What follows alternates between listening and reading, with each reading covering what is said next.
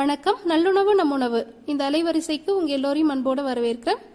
இப்போ நீங்கள் பார்த்துட்டு இருக்கிற சட்னி எங்கள் வீட்டில் நாங்கள் கனியத்த சட்னின்னு சொல்லுவோம். என்னுடைய கல்லூரி தோழியான கனி எனக்கு சொல்லி கொடுத்தது. இந்த சட்னி வழக்கமான கார சட்னிக்கு மாற்றாக இருக்கும். நம்ம பொதுவாக வீட்டில் 4 பேர் தான் இருப்போம். திடீர்னு விருந்தாளிங்க ஒரு 10-15 பேர் வந்துட்டாங்கன்னா கார சட்னிலாம் அரைச்சோம்னா கட்டுப்படி ஆகாது.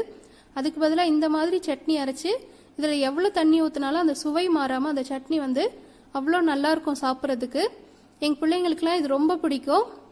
என்னோட பிள்ளைங்க இன்னைக்கு கனியத்த சட்னியா அப்படின்னு சொல்லிட்டு ரொம்பவுமே விருப்பமாக சாப்பிடுவாங்க. மத்தியானத்தில் இட்லி தோசை கொடுத்து அனுப்புகிற நாளில் இந்த சட்னி வச்சு மேலே ஊற்றி கொடுத்தோம்னா வரன்னு இல்லாமல் ரொம்பவே நல்லா இருக்கும். இப்போ இந்த காணொலியில் போயிட்டு இது எப்படி செய்யறதுன்னு பார்ப்போம் வாங்க. இந்த சட்னிக்கு தேவையான பொருட்கள் என்னன்னு பார்ப்போம்.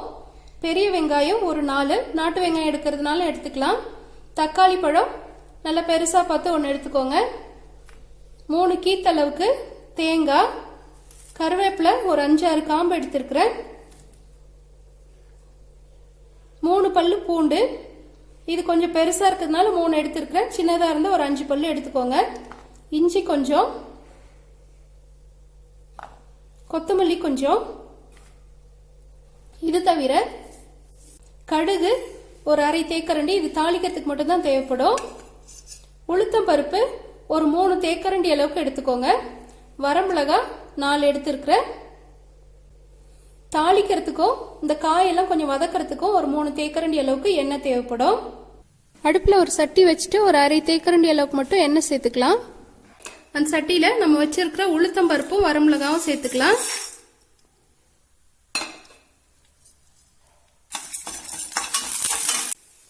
உளுந்தும் வரமிளகாவும் வறுத்தாச்சு, இதை எடுத்துடலாம். அடுத்ததான் இந்த சட்டிலேயே மிச்சம் இருக்கிற எண்ணெயில வெங்காயத்தை போட்டு வதக்கிக்கலாம்.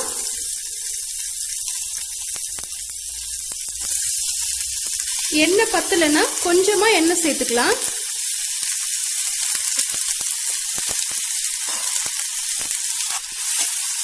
வெங்காயம் ஓரளவுக்கு வதங்கினதும் இதுலயே நம்ம வச்சிருக்கிற இஞ்சி பூண்டு 2யுமே சேர்த்து வதக்கி எடுத்துக்கலாம். இஞ்சி பூண்டு லேசா வதங்கினா போதும்.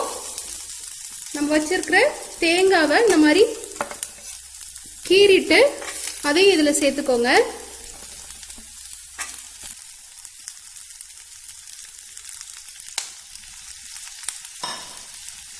கொஞ்சம் அடிப்பிடிக்கிற மாதிரி தெரிஞ்சுன்னா லேசா எண்ணெய் சேர்த்துக்கோங்க. தேங்காவை போட்டு இந்த மாதிரி ஒரு 2 பெரட்டு பெரட்டிட்டு நம்ம வச்சிருக்கிற கருவேப்பிலைகளை இதுல சேர்த்துடலாம். எவ்வளோ கருவேப்பிலை போடுறோமோ அந்த அளவுக்கு இந்த சட்னி நல்லா வாசமா நல்லா இருக்கும்.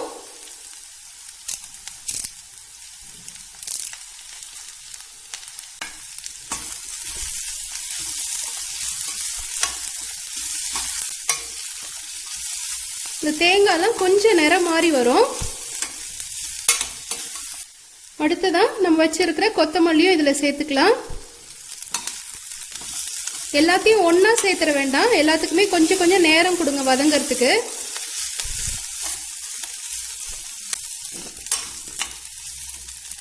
இது எல்லாமே நல்லா வதங்கிருச்சு. இப்ப இதை எடுத்துடலாம்.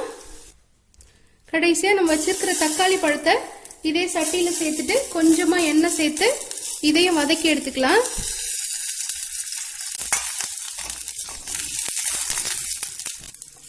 தீயை குறைச்சி வச்சே வதக்கிக்கோங்க.